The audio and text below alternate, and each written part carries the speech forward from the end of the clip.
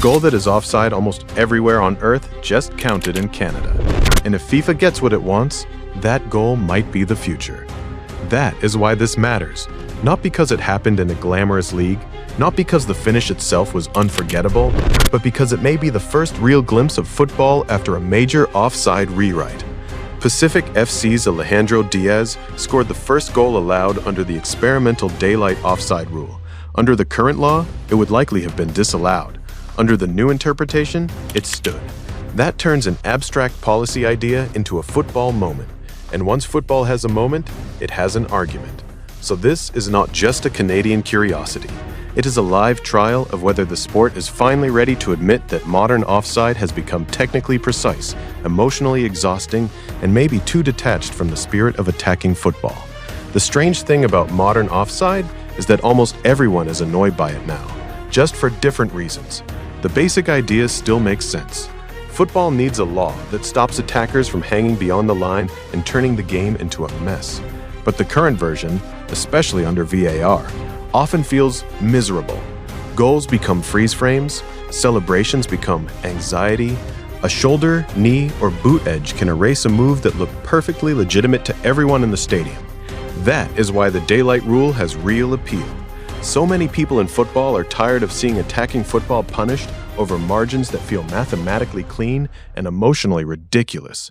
Under the existing law, an attacker can be offside if any scoreable body part is beyond the second-to-last defender when the pass is played.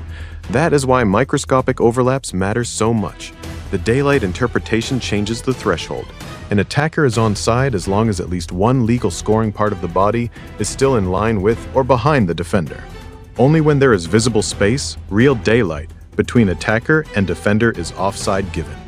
That sounds technical, but the consequences are huge. Attackers get a little more freedom, defenders lose a little more certainty, and the law becomes far easier to understand with the naked eye. That is exactly why Arsene Wenger has backed it so hard.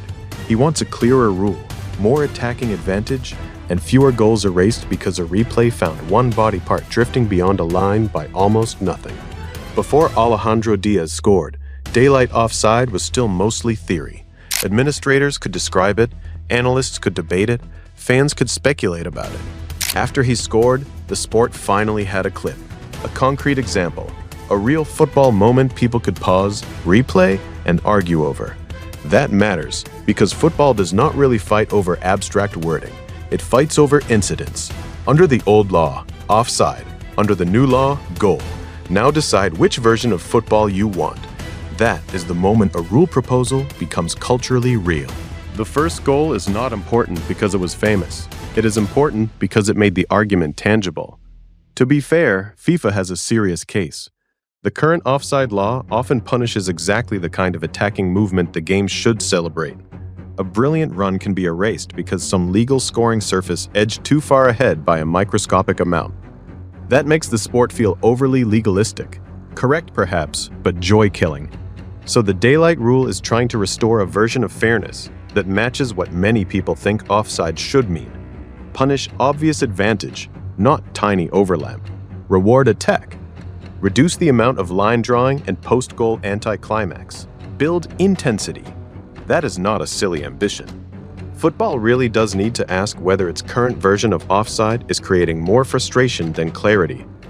At the same time, the resistance is easy to understand. This change would tilt the geometry of the game. Attackers gain space.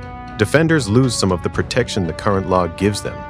That means coaches, defenders, and traditionalists are going to push back hard. Some will say the sport is not fixing offside, it is weakening it. Others will say football is trying to cure VAR frustration by rewriting a law that was never supposed to be comfortable in the first place. And plenty of people will reject it instinctively, because any major change this central feels like vandalism to them. That is why this story has real bite. Both sides have arguments that actually matter. This is not reform versus stupidity. It is a genuine fight over what balance football wants between defenders, attackers, and spectacle. The Canadian Premier League is the first top-flight competition to run this trial. That makes the setting much more important than it might sound. The stakes are high enough for the data to matter, but not so high that the whole sport has to panic immediately. The trial also includes football video support rather than full VAR, which is revealing in its own way. FIFA is not only testing the law in luxury conditions, it is testing whether a clearer threshold can work in a real professional environment without the full machinery of elite broadcast officiating. That matters, because if a law only works in the richest competitions, it is not a very good global law. So what is this story actually about? Not just one goal in Canada, not just Arsene Wenger pushing his latest reform, not just football social media discovering a new thing to scream about. The real story is that football may finally be willing to admit that the current offside law is becoming too precise for its own emotional good. The sport is looking for a version of fairness that still stops obvious poaching, but does not suffocate attacking football under millimeter logic. Maybe daylight offside is the answer. Maybe it is not. But the first goal under the new interpretation matters regardless, because it turned a policy discussion into a football reality.